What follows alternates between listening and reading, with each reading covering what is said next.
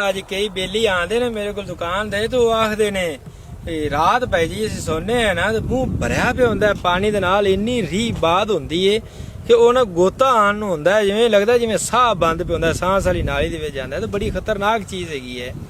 ਉਹਨਾਂ ਦੇ ਨਾ ਭਾਈਆਂ ਦੇ ਰੀ ਬਾਦ ਇੰਨੀ ਜ਼ਿਆਦਾ ਹੋ ਚੁੱਕੀ ਹੁੰਦੀ, ਉਹ ਜਿਹੜਾ ਰਾਤੀ ਸੌਣ ਲੱਗੇ ਵੀ ਰੋਟੀ ਖਾ ਲੈਣੀ, ਰੱਜ ਕੇ ਖਾਣੀ ਤੇ ਸੌ ਜਾਣਾ, ਇਹ ਉਹਨਾਂ ਦੇ ਸਾਈਡ ਇਫੈਕਟ ਹੁੰਦੇ ਨੇ।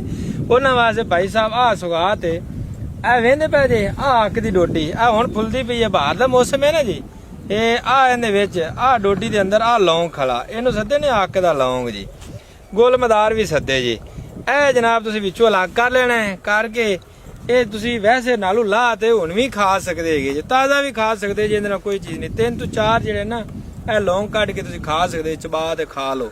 ਦੁਬਾਰਾ ਤੁਹਾਡਾ ਮੂੰਹ ਦੇ ਵਿੱਚ ਪਾਣੀ ਨਹੀਂ ਇਕੱਠਾ ਹੋਏਗਾ। ਆ ਜਿਹੜੀ ਮਿੱਧ ਹਲਕੀ ਜਿਹੀ ਰੋਟੀ ਖਾਧੀ ਤੇ ਮਿੱਠੀ ਮਿੱਠੀ ਦਰਦ ਸ਼ੁਰੂ ਹੋ ਜਾਂਦੀ ਨਾ, ਇਹ ਵੀ ਨਹੀਂ ਹੋਵੇਗੀ।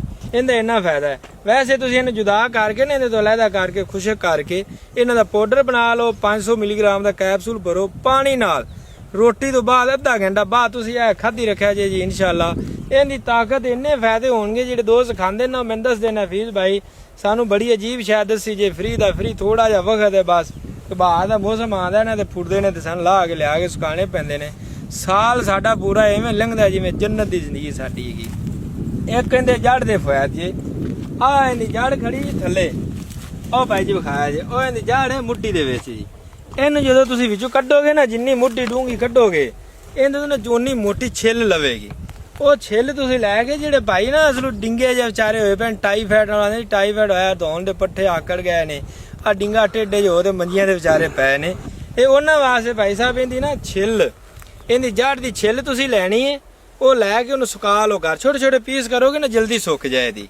ਇਹਨੂੰ ਸੁਕਾ ਲਓ, ਸੁਕਾਉਣ ਤੋਂ ਬਾਅਦ ਜਿੰਨੀ ਹੈਗੀ ਹੈ ਨਾ, ਪਾਈਆ ਮਸਲਨ ਹੋਵੇਗੀ ਨਾ 100 ਗ੍ਰਾਮ ਹੋਏਗੀ, ਤੇ ਇਹਦੇ ਵਿੱਚ ਤੁਸੀਂ 200 ਗ੍ਰਾਮ ਚੀਨੀ ਲੈ ਲੈਣੀ ਜਾਂ ਕੁਜ਼ਾ ਮਿਸ਼ਰੀ ਲੈ ਲੈਣੀ ਹੈ।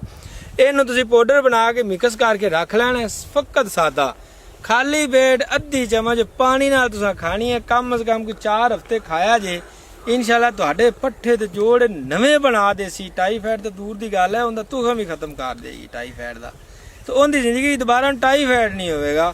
ਇਹ ਵੇਖੋ ਫਰੀ ਦੇ ਵਿੱਚ ਖੜੀ ਜੰਗਲ ਦੇ ਵਿੱਚ ਖੁਦ ਰੋ ਉੱਗਣ ਵਾਲੀ ਹੈ। ਇਹ ਮੈਦਾਨੀ ਇਲਾਕਿਆਂ ਦੇ ਵਿੱਚ ਜੰਗਲੀ ਪੌਦਾ ਹੈ, ਨਿਕਲ ਆਉਂਦਾ, ਤੇ ਇਹ ਬਾਹਰ ਦੇ ਵਿੱਚ ਤਾਂ ਬਹੁਤ ਜ਼ਿਆਦਾ ਹੁੰਦਾ, ਇਹਦੇ ਖੁਸ਼ਕ ਵੀ ਹੋ ਜਾਂਦਾ। ਸੋਚਦਾ ਵੇਖੋ ਆ ਨਾਲ ਇਹਦੇ ਖਜ਼ਾਨ ਦਾ ਮੌਸਮ ਸੁੱਕ ਗਿਆ, ਨਾਲ ਇਹ ਲੱਕੜੀ ਬਣ ਜਾਂਦੀ। ਸਾਡੇ ਵੱਲੇ ਤੇ ਇਹਨਾਂ ਨੂੰ ਪੱਟ ਕੇ ਵੱਢ ਕੇ ਸਾੜਦੇ ਵੀ ਐ। ਇਹਦੇ ਉੱਤੇ ਰੋਟੀ ਬਣੀ ਵੀ ਹੋਵੇ ਨਾ ਤਾਂ ਮੇਦਾ ਉਹਦਾ ਵੀ ਖਰਾਬ ਨਹੀਂ ਭਾਈ ਸਾਹਿਬ ਹੁੰਦਾ, ਤੇ ਨਾ ਹੀ ਬੁਖਾਰ ਉਹਨੂੰ ਹੁੰਦਾ ਜੀ। ਇਹ ਤੁਹਾਨੂੰ ਵੀਡੀਓ ਇਸ ਵਾਸਤੇ ਬਣਾ ਕੇ ਦੇ ਰਹੇ ਹਾਂ ਤਾਂ ਕਿ ਜਿਹੜੇ ਵਿਚਾਰੇ ਇਲਾਜ ਨਹੀਂ ਨਾ ਕਰ ਸਕਦੇ, ਉਹਨਾਂ ਦੇ ਬੂਹੇ ਦੇ ਅੱਗੇ ਖਲੋਤਾ ਹੁੰਦਾ, ਇਹਨਾਂ ਨੂੰ ਖਸੂਸੀਆਤ ਦਾ ਪਤਾ ਨਹੀਂ ਹੁੰਦਾ ਕਿ ਇਹਦੇ ਫਾਇਦੇ ਕਿੰਨੇ ਹੈਗੇ ਨੇ। ਇਹ ਬਹੁਤ ਭਾਈ ਸਾਹਿਬ ਕਾਰਾਮਦ ਚੀਜ਼ ਹੈ। ਇਹ ਅੱਲਾਹ ਪਾਕ ਦਾ ਬੜਾ ਤੋਹਫਾ ਹੈਗਾ ਜੇ।